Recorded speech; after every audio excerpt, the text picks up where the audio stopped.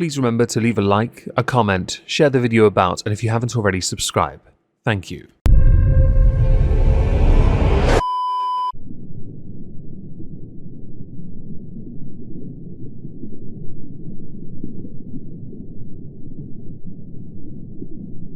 Well, isn't this just fantastic? Hi everyone, welcome back to another video. Today we're going to be looking at another Stoic Chronicles episode because, wow, they really do manage to catalogue this. What is it called when you catalogue someone's streaming, you condense it down into clips? Is this what A-logging is? I don't know, there's a term for it. I see it with the Goral World content creators who clip a lot of the streams.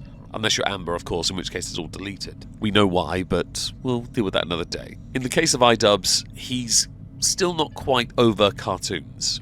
He doesn't like them, he can't handle it, he has to overanalyze, and I find it quite amusing personally. So I thought, ooh, since Meg's going to a gig on Tuesday, and this has been recorded on a Monday, this could be an easier topic, but an excuse to have a good laugh at the same time. I had wanted to make a video about this. Apparently that's Greta Thunberg. There are many jokes I want to make about it. I don't know if I can get approved on YouTube to do it though. So we'll see what happens. Man, I hate missing the hater chats because they're so hilarious. Yeah. Well, I can read it for you. It is actually kind of funny. You may remember the last time we covered Idubbzzz with a Stoic Chronicles video, they had a bingo card. Sadly, we don't get one this time. Now, Idubbzzz, much like many of these particular streamers, these types, they do everything they can to block out any criticism they can get. He is yet to get to the stage of, like Hassan, to have it there knowing it sparks conversation, anger, vitriol, poison, because he's not as, I'd say, tolerant, but then I have seen a recent crash out from Hassan, so I'm not entirely sure he qualifies either. I do want to cover that, but mostly because he's really struggling with the shock collar arguments. If you do want to see a video like that, by the way, guys, going through the more recent updates, let me know in the comments or with the likes. 500 lickies and I'll do a video on it. Yes. They're trying to be like real casual. They're like, yo, Idubbzzz, did you see the clip of Hassan torturing his dog, etc.?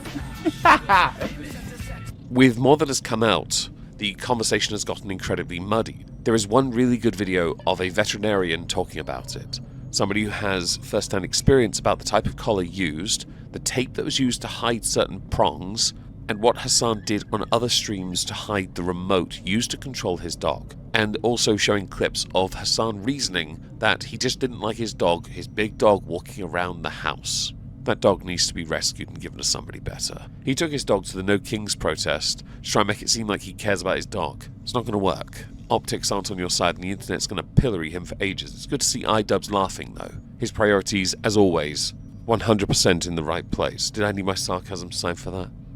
I love the etc. edition of that. Thoughts? No judgment. I'm just curious. No judgment, and he comes in here saying torturing. No judgment though. I think you, Ian, Mrs. Ian Joma, might well be overthinking here. They weren't asking with judgment aimed at you, but at him, Hassan that is. So your opinion is not the one that's being judged. They just want to know what you think. One can exist judgment-wise without the other being judged. You do know that, right? Not everything is cause and reaction. Oh, you know what? I'm not going to go through. He's not smart enough. Yo, dude, do you see the torture clip on Live Leak? No judgment. Hassan does the same thing in every stream, all right? He's going to read the news. He's going to give you his fucking uninformed take. Based on how he's lauded by the media, his uninformed takes are dangerous. What sucks for him is because of how angry he is all the time, he doesn't really get to live a life where he is happy. He might claim he is happy, but you're online for so long, you're chronically online. A somewhat ironic statement to make from a guy who shouts down those he dubs slop tubers because they are to him chronically online. I would argue that they're online less than he is. I love that you are very dismissive of something that matters to a lot of people, because Hassan didn't do nothing wrong, which at this point has muddied the situation a little. However, that earlier mentioned veterinarian video did a very good job of adequately conveying the point that it was exactly what we all thought it was, and Hassan himself had confirmed it anyway.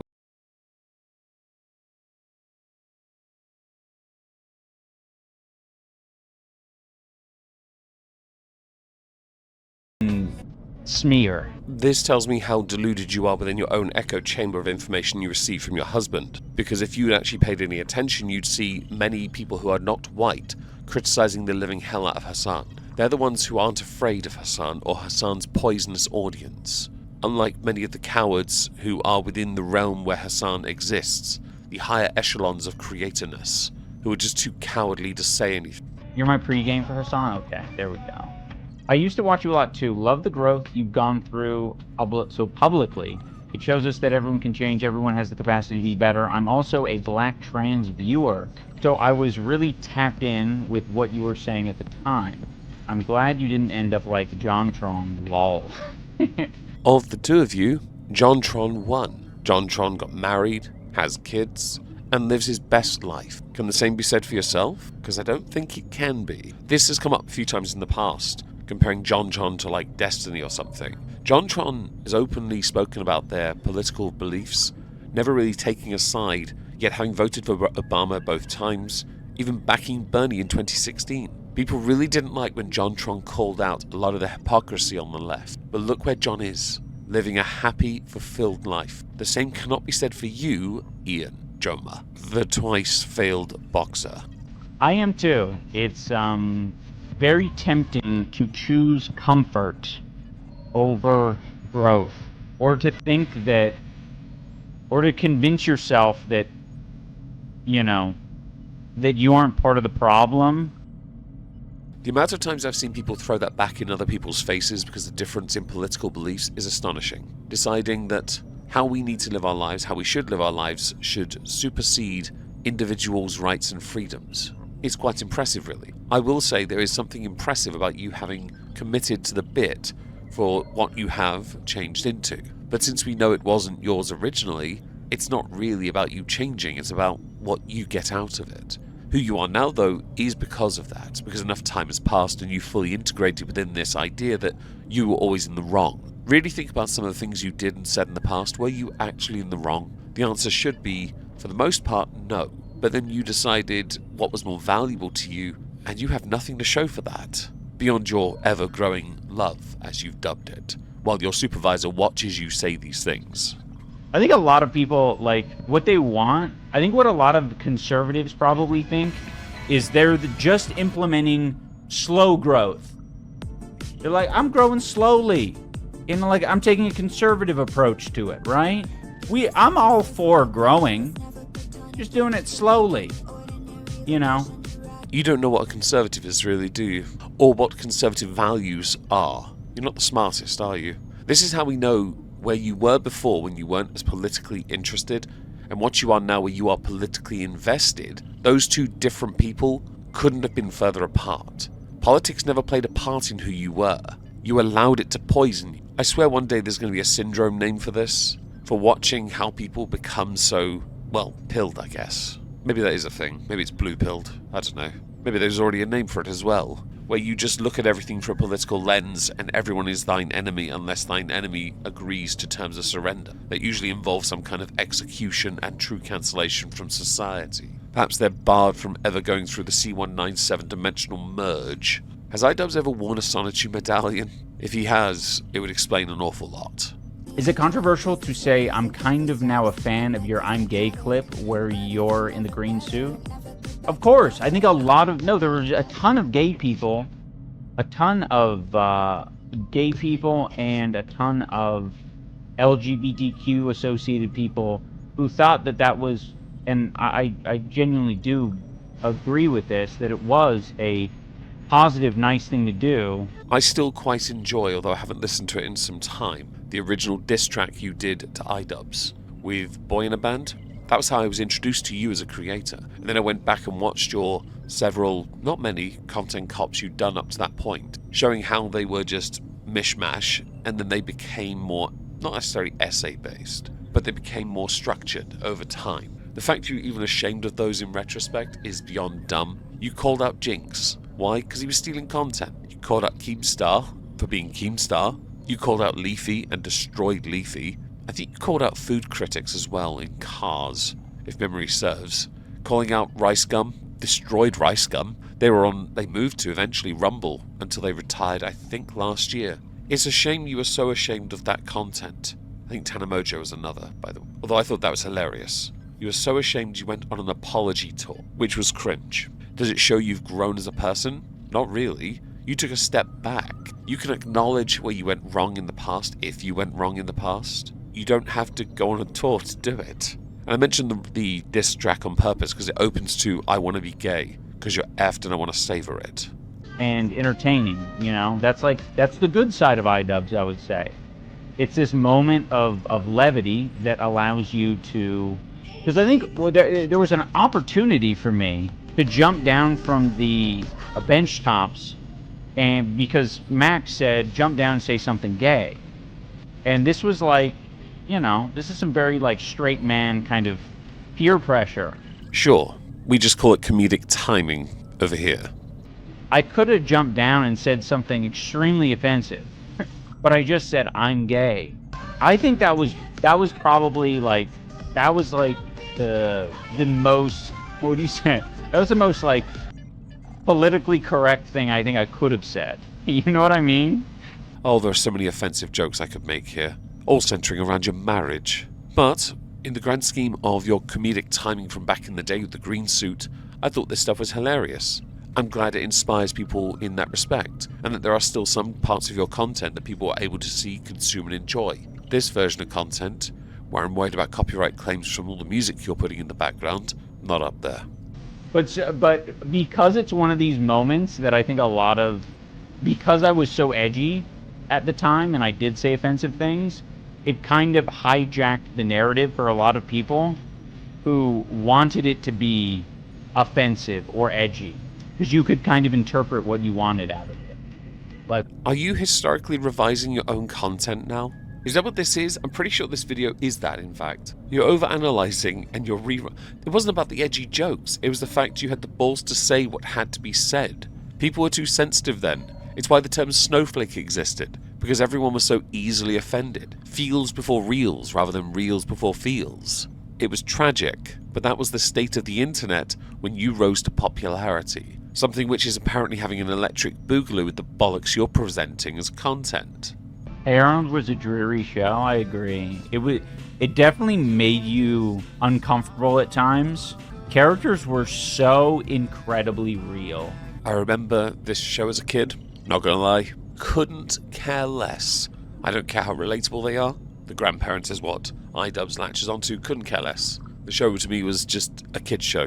Although I'd argue compared to much of what my nieces and nephews see these days, at least it isn't a TV show that solely exists to fluff the ego of children, to give them this weird crippling narcissism, which is all I see in content these days. So let's skip ahead from that, because him analysing cartoons is amusing, but only shows just how limited his understanding is. One day, when the caterpillar was eating her breakfast leaf... Really? You, Ian Joma, Idubbzzz, you look down on other creators who criticize you and give you shtick, who send negativity your way for all the crappy things you've been involved in, your wife has been involved in or had inside her, yet you critique cartoons and more recent iterations of kids' shows. I can tell it's more recent because of the animated style of it. I don't like it. This is content, right? While you play Gorillaz music in the background for ambience, which might well get me a copyright claim. That feels like a violation, by the way, already. You do that, and you watch parts of cartoon shows. You are no better than some of the TV shows, reactors, you used to mock. You might be able to say, but this is transformative because I add something to it. Bitch, don't be pedantic. You are no better. You're analysing TV shows for kids. At this stage in your life, what would you actually know about this unless you were still watching that crap in your early to mid-20s? At which point, I really think you need to be psychoanalyzed. Because I cut out all the bump with the Arnold commentary, the video's a lot shorter than it would have been, so part of me is half tempted to go and grab another one just for the bants. Screw it. We are going to for a little bit, because Ian would like to box Ethan Klein. Let's go through some clips of that. There was like a 12-hour period where I was like, oh, cool. Peter Troll figured things out. He said he's not going to bring me up again until I get more viewers than Sean the Black, or as many views as Sean the Black. Which, by the way, is a lot of views. Like, live streaming's hard. live streaming is not hard, unless you have a really sore throat. Otherwise, live streaming is remarkably easy. All you have to do is make sure you have all the source material if it's a conversation, you have your game ready, and you're ready to engage with your chat. And you are nice to them. You're not the best at gratitude unless it's sucking you off first. You have a prerequisite. It's an odd thing to have, but not surprising considering who you associate with. And of course, because your supervisor is right next to you, making sure you do as you're told. Would I be right to assume you also wear a shock collar? And I'm new at this, and yeah, Sean gets good views. I mean, he does better than I do on that platform, but I do better streaming on YouTube. Why don't you do that as well? Why aren't you restreaming? Why are you so, like, one-directional? Like, you can only do one thing on one platform. You can only make videos on Idubbzzz. You can only stream Idubbzzz on Twitch. Why aren't you expanding your horizons like I do? That'd be great if I could get up to that level. Unfortunately, he didn't wait. In fact, I think within 24 hours or 48 hours, he was back to talking about me on his Instagram crash out stories. I know you call them crash out stories, but I think you're using the term crash out incorrectly because it suits you to say it's a crash out when you don't agree with it, right? Because he doesn't use Twitter, it's understandable Ethan's going to use Instagram to convey his points.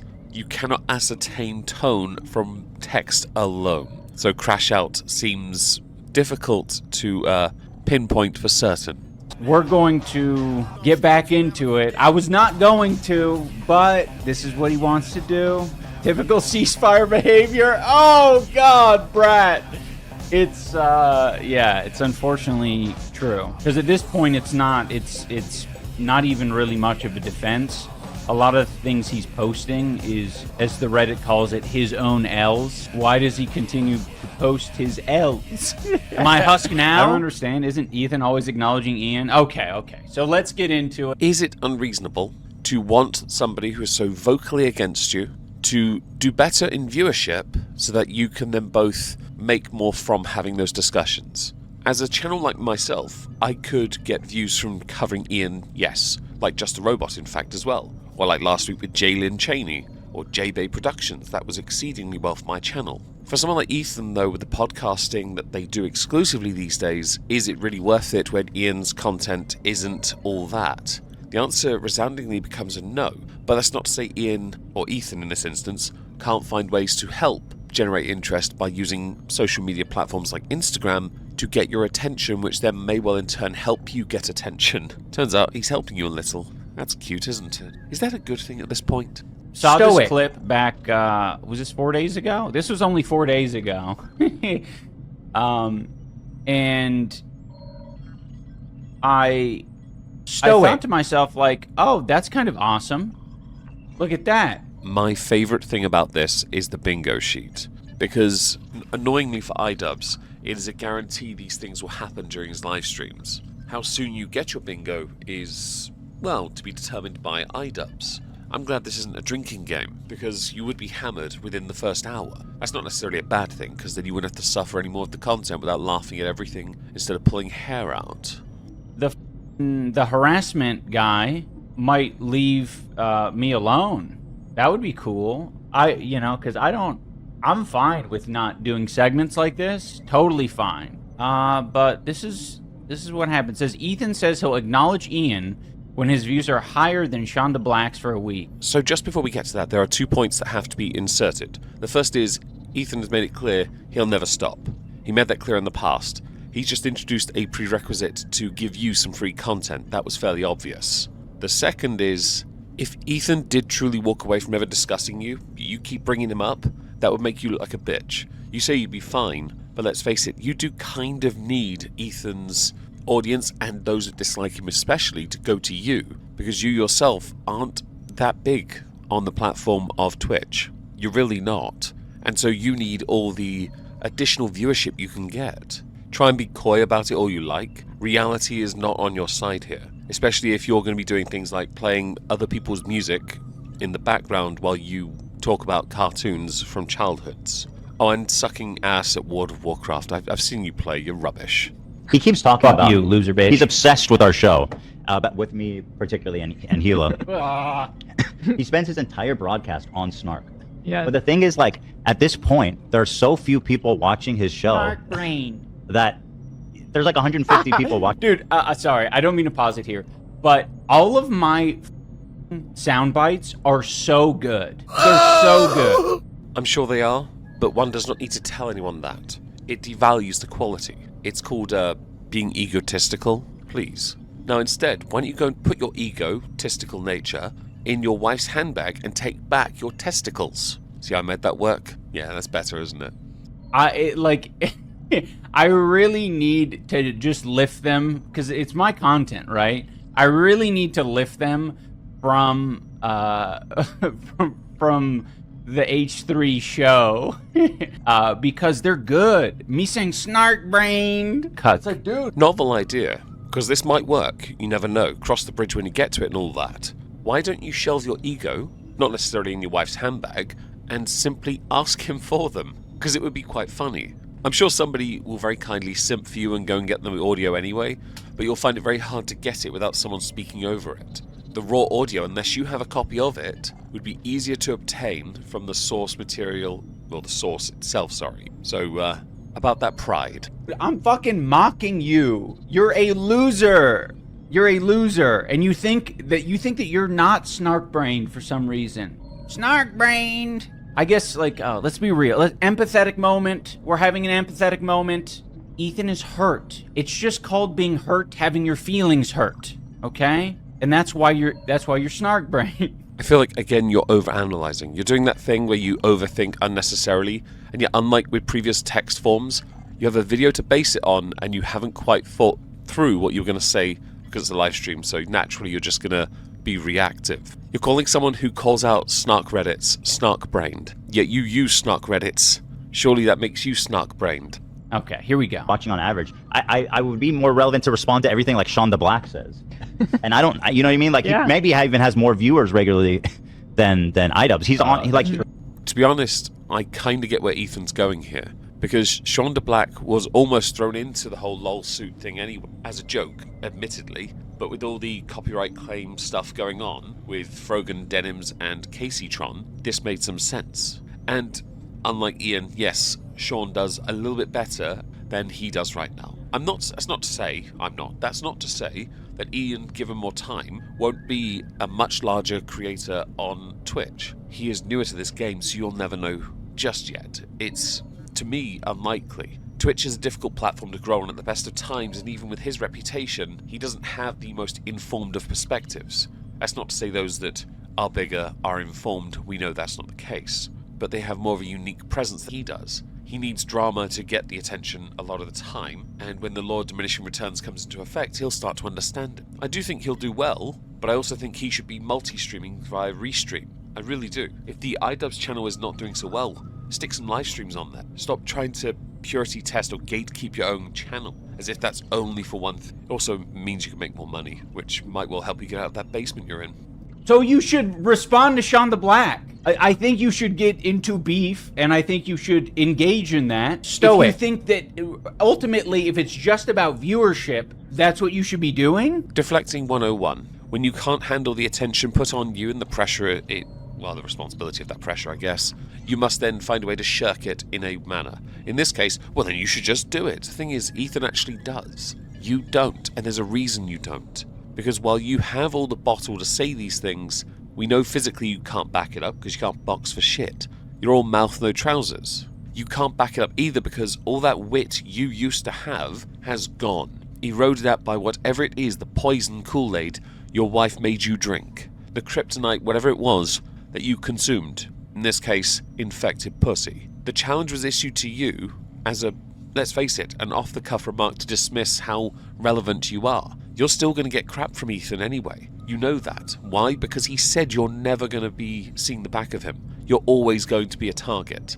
And as you slowly but surely decline more and more, it's never going to relent. People will say, oh, he should just let it go. He's a bigger channel, bigger creator. No. Don't do that. Don't do this, authority appeal. None of this fallacy crap.